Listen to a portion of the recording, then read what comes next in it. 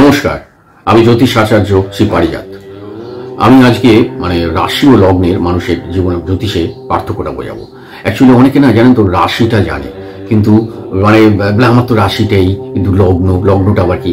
কিন্তু লগ্ন খুব ভাইটাল জিনিস। লগ্ন কিন্তু 60% ওই আপনার ওই হরোস্কোপটার লগ্ন যদি জানা থাকে, তার 60% লগ্ন ওখানে বলে দেবে তার প্রেডিকশন, এবং 40% চন্দ্রের উপর নির্ভর করে।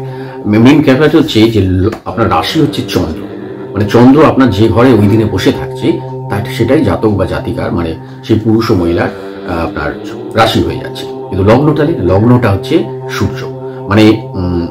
এই চন্দ্র 2.5 দিন করে এক একটা ঘরে থাকে, সূর্য 1 মাস করে থাকে, শুক্র 28 দিন করে, মঙ্গল 45 দিন করে, এরকম করে 17 দিন করে বিভিন্ন রকমের গ্রহরা এক একটা গ্রহ ট্রানজিট হচ্ছে। হ্যাঁ, তো সূর্য আপনার 1 মাস করে থাকে।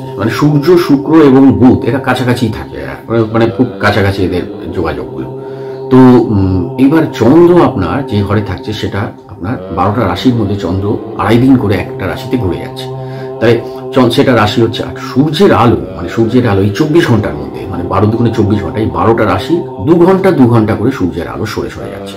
তা সূর্যের আলো যে ঘরটার মধ্যে পড়ছে সেটাই হচ্ছে লগ্ন। এটা জ্যোতিষীয় ইয়েতে। এইবার জ্যোতিষীয় ব্যাখ্যা হচ্ছে এই মানব জীবন 3টে রূপে ধারণা করা হয়। একটা হচ্ছে শরীর, একটা আত্মা, একটি মন। তার শরীর হচ্ছে আপনার সেই লগ্ন, আর আত্মাটা হচ্ছে সূর্য, আপনার ডিজায়ার, আপনার লক্ষ্য। এই জীবনে আপনার লক্ষ্যটা কি? সূর্য যে ঘরে বসে থাকবে সেটাই আপনার মনে হয়, ওখানে বলে দেবে আপনি লক্ষ্যটা, কোন লক্ষ্যে পৌঁছতে চাইছেন, এবং ওই লক্ষ্যে পৌঁছতে কি প্ল্যান প্রোগ্রাম, কোন পথে আপনি এগোবেন, সেটা ওই প্ল্যান প্রোগ্রামটা করবে চন্দ্র আপনার ভেতরের, আত্মার ভেতরে সেই মনটা। আত্মার তো একটা শরীর চাই জন্মানোর জন্য, সেটা কিন্তু আপনার ওই লগ্ন। তো এইবার আমি আরো একটু উদাহরণ দিয়ে বোঝালে ভালো হবে হয়তো। মনে করুন আপনি কলকাতা থেকে আপনি নিউ ইয়র্ক যেতে চাইছেন, তো নিউ ইয়র্ক আমেরিকা যেতে চাইছেন। তো আমেরিকা যেতে গেলে আপনি কি দিল্লি হয়ে আমেরিকা যাবেন, নাকি ত্রিপুরা হয়ে, দুবাই হয়ে যাবেন আমেরিকা?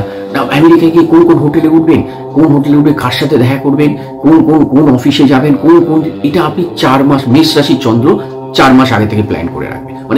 একদম ছোপে রাখবে 4 মাস আগে থেকে, যে আমি এখান থেকে এখানে যাবো, এইখান থেকে ওইখানে গিয়ে ওই হোটেলে উঠবো, ওইখান থেকে এই রাস্তা দিয়ে আমি যখন ওখানে, এই রাস্তা দিয়ে আমি গেলে তাড়াতাড়ি আমি ওই হোটেলটা পৌঁছতে পারবো। এই যে পুরো প্ল্যান প্রোগ্রামটা মেষ রাশি করে রাখবে, মেষ রাশির চন্দ্র। আবার কর্কট রাশির চন্দ্র সবকিছু করলো, গেল আমেরিকা যাবে, সবকিছু রেডি টেডি করার পর বলছে, লাস্ট মতো বলছে, না দূর, অনেক দূর, লং জেট ল্যাগ, ভাল লাগছে না, থাক, যেতে হবে না, ছাড়ো তো।